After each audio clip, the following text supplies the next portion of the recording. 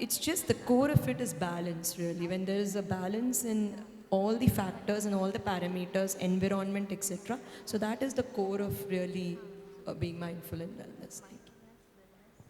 So it seems like a war footing we are trying to wrap up this session. I am a military veteran, Lieutenant Colonel Ankur Sabarwal, served in Army for 21 years, took retirement to move into the corporate jungle last year.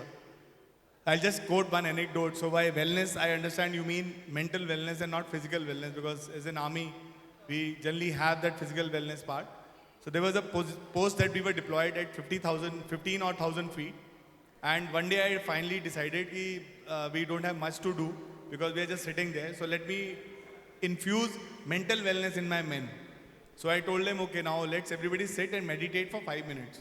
Like it was thick, 10, 15 feet of snow, beautiful surroundings. After 2 minutes, one of my men comes to me and tells me, "Saab, मैं मरने वाला हूँ." I said, क्या हो गया? कैसा जब मैं आँख बंद करता हूँ मुझे परिवार की याद आती है. So what I basically want to underline is, it is a similar situation with everybody today, army or otherwise. Wellness is what we are copying from what is coming from the West to us. Today it is in the shape of meditation, art of living, a good culture. Tomorrow it will take shape of medication and other things. Before we reach there, it is better that we start adopting these kind of practices which have been age-old in our country, so that we do not graduate to antioxidants and dopamine and all that stuff.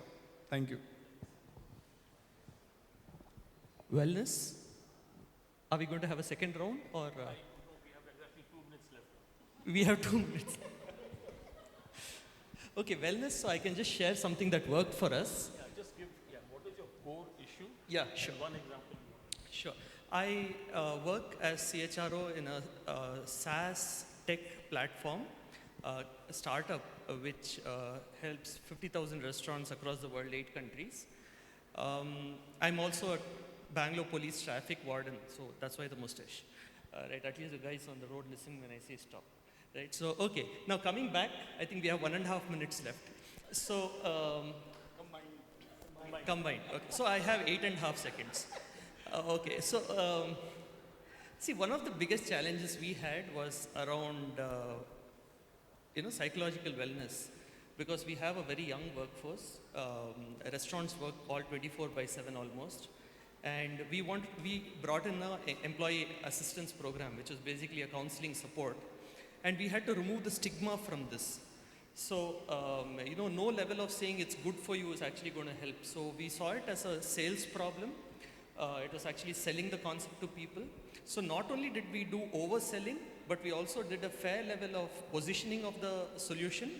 And we actually got people who use this service, who are of course not forced to do it, who are ready to come back and talk to people saying, hey, we are a small company, right? B2B. So they were ready to actually stand up and say, hey, you know what, I checked this out. It's not what you think it is. They are not going to give you medicines. Generally, having a conversation makes you feel so much better, right? And this is what caught on, right? And the snowballing was immediately there, visible, and the number of logins typically for any EAP in a company are around 0.5%. In our company, we found it to be 70%. So, yeah, that's it. I'm done. Yeah, thank you. So, my experience has been turning around some of the most difficult companies in India. So I have turned around 5 companies which were in loss with very low employee engagement score. What we have done is we have actually worked on aptitude, technology, all that put together, including AI, 20%. 80% we have worked in attitude. And that is where mindfulness, wellness has really worked wonder for us. Some of the companies where we used, including Art of Living course, the employee engagement score has gone up from 20% to 88%, one of the highest in India. So it really works. And I'm not from HR background. I've been CEO for last 15 years. I tell you, these things are far more effective and powerful than we think. And that is what I think is the future, not the AI. Thank you. Myself, CHRO for Healthcare Global Enterprise Limited. So we are running an oncology chain of hospitals. We have almost 24 hospitals.